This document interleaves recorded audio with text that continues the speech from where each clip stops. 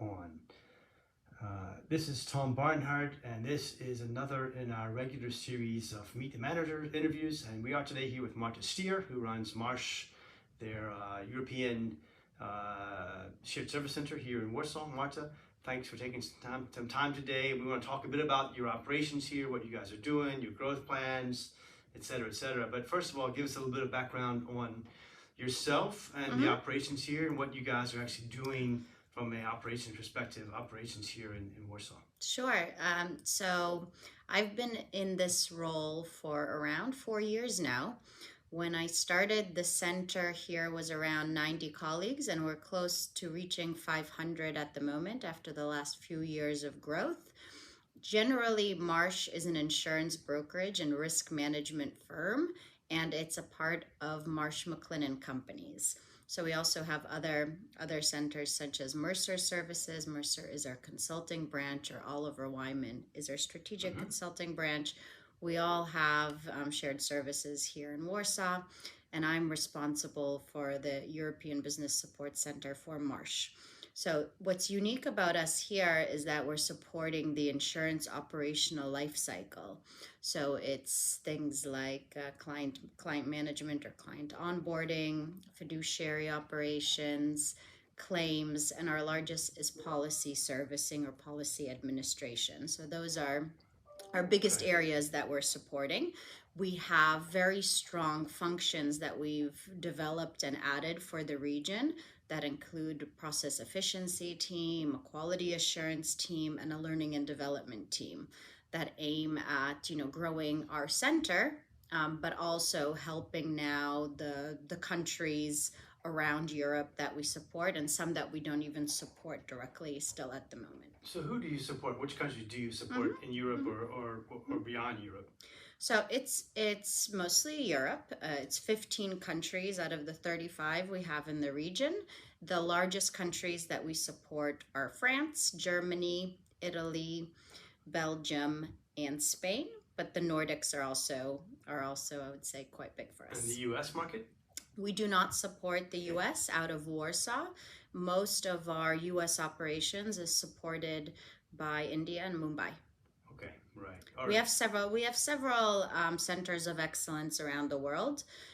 Marsh specifically has one in Mumbai, Kuala Lumpur, in Austin, Texas, and in the UK, Norwich, and in Warsaw that focuses on the European market, non-English speaking countries. Okay, all right.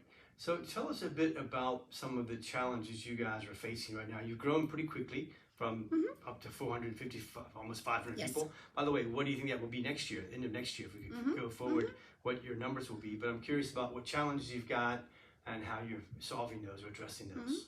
I think we're looking to add roughly 70 additional roles next year. And I think that progress should maintain for the next 2 or 3 years around at that pace. Now, our focus has shifted from not only transitioning work, but doing a lot of process improvements, standardization, efficiencies. So a lot of the work that we do now, we don't necessarily have to hire for. There's a certain percentage that we're able to absorb because of all the projects that are ongoing. So Marsh McLennan is growing. As a firm itself, last year it had very, very good results in terms of growth and revenue, and its stock price was one of the highest that it has ever been in its history. Okay. So with that growth, we're, as a center of excellence, we're looking to enable that growth in the most smart possible way by reinvesting into the colleagues that we currently have, by automating and standardizing as much of the projects and the processes that we currently have. But there will still always be some growth and some movement. I just don't think it'll be necessarily as fast as it has been the last couple of years because of the maturity where we are already at. Okay, so you mentioned US HQ and the overall group.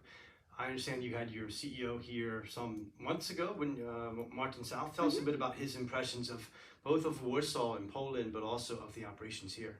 Yeah, so we were lucky. We had a visit last summer, and it was the first visit for the last couple of years with Martin South in his new role as the CEO and also the executive leadership team. And I think the overall impression is that they were very, very impressed, not only, with the Polish Marsh business side in terms of their tremendous growth here on the market and in the region, but also what we've been able to establish over the last couple years at EBSC with the breadth of the capabilities that we have, our knowledge of the processes and the systems. I think what really stands out now, and when I observe, because we're the largest operations and technology location in Europe at the moment, significantly larger than any other location, we do get a lot of visitors. We're supporting a lot of countries, and the leaders will come and visit us or for transition purposes. And I think the feedback that we're getting, very similar to what we got from the executive team, is that they're looking at us very much as an innovation hub. We're doing a lot of proof of concepts. We're experimenting with a lot of new technologies. So that's a really exciting shift to hear from me, because I think we've put a lot of effort into making sure that we have that improvement culture, and I think it's really coming alive more and more every day. So hearing that feedback is exciting. After his visit, we wanted to also create a kind of video that we can showcase both internally to colleagues that don't get the opportunity to come to visit, but also for clients or potential new employees that would like to join us. So I'll send you, Tom, that Okay. video afterwards. Maybe you can add it on Yeah, here. But I we think will. it We'll shows add it. explains a little bit more of what we do and what I talked about at the beginning. Okay, you mentioned digitalization, automation, etc. Are you doing that on your own? You've got vendors helping you with that. Tell us a bit about that. So we were trying to do a lot of that on our own. What we saw is that, with the growth, with the transitions, with the automations, we needed to do a lot more, a lot faster. So right now we are working with a vendor. It's actually a vendor that I had the opportunity to meet last year at one of your events here in Warsaw. And we are working with them now on several projects around standardization, around getting additional transition support, and also a few automation projects. Okay. So really, really excited about that partnership for this year. Okay, great. And you also mentioned a bit about we talked challenges, and you said you might have some peak period. Tell us a bit about that. Yeah. So generally in the insurance industry and the insurance life cycle, there's quite a big period during the year, which we're in right now, which is extremely busy for us operationally. And that is from around December to March. So what we've typically done is we do a very large internship program where we hire a lot of additional students to be able to help us with that workload, to be able to deliver the services that need to be delivered. And we are constantly looking for new solutions and new partners that could help us in order to, either augment staff or help us and supporting us in those key processes during that period. And how language dependent are those people? Do they need to be certain languages, or can be English, or? So I think at the moment it's still largely language dependent, and I think this is where we have a large, opportunity to find a partner or work with a certain technology to help us make those processes language neutral and not so dependent on the languages. At the moment, a lot of the documents that we get from the insurers and the clients are in local languages, which is one of the things that has kind of slowed us down in the past. But I think with the digitalization and the technology, I think I would expect that to change pretty fast. Okay. And speaking of that, you mentioned Marsh has its own Chat GPT internal. Yes. Tell us about that. Yeah, so that was really excited. So yes, we have our own version of ChatGPT. It's called Len AI.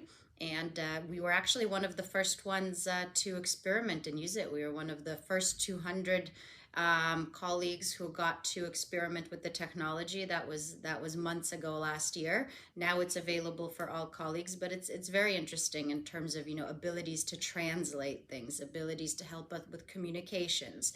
It's now even connected to our emails and Microsoft in general, so you can ask it to find things for you, look for things for you, presentations for you. So I think the possibility of using that tool. I've personally have seen it, really transform and change a lot of the things that we do, even down to brainstorming for new ideas. So excited to have that, and excited to see what the potential it could bring to our insurance operations in the future. And is that something you developed internally yourself, or that got help from externally? It was something that we worked directly with Microsoft on to get Okay. it Well, to get it interesting. created. Great. Yes. We talked about budget for this year and last year, and then FX issues, and we even discussed before this video whether it's important to talk about FX for operations here. But I think for the BSC sector, GBS sector, I think it's really important. Yeah. So tell us a bit about Marsh's perspective on the USD, the Zloty exchange rate, how that affects your business here, how that makes you change some of your strategies or operations. Yeah, so I think Poland has had some, or will be having some changes in terms of the government, which I think for foreign investment is a very positive thing. Now, that has also had a positive impact on the Polish economy in terms of what that can bring in the future, but that has made the Polish zloty stronger against the dollar. So, when we look at the exchange rate from one year over another at this period of time, we just from the FX rate, we are around 15% more expensive against the US dollar than we were a year ago. Now, obviously, those are very difficult things to plan for, and just because we are right now doesn't mean we're not going to be in a couple months. But that is something that we need to focus on, and I think this is where the shift needs to go, to make sure that as a GBS sector that we're adding value through automation, through standardization, as opposed to looking at just the cost factor, because that again goes up and down, can change, be volatile, and I think the value that we're adding through the centralization needs to go beyond that. Okay. Look, Marta, I want to try to keep this sort of a limited video, not too long, so people will all watch it. Tell us, last question about a separate thing. You're a CSR nomination for the awards. You've supporting this Friends of Children's Hospitals in Warsaw. Tell us a bit about that, and how did that start? What was the idea behind that, the genesis of that?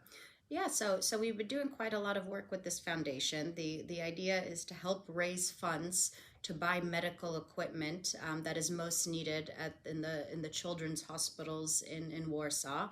And we were really excited last year. For the first time, we did a company run here in Warsaw, where we got everyone together on a Saturday. Everyone did a walk or a run, and helped raise funds for the charity. It was the first time we did it. Lots of lessons learned, lots of organizational things to get through. But we had close to 100 participants that all took the time to do something nice together. It was a horrible rainy day in terms of the weather, but we raised a significant amount of money and did the matching through the company. So we're really proud of the efforts of being able to give back to the community for that. Great. Well, thanks, Marta. We're going to wrap up. Good luck next year as you grow another 70 people, as you continue automating and simplifying and digitalization of the organization. Let's check back in a year from now and see how things have gone. And thank you very much for your time today. Thank you.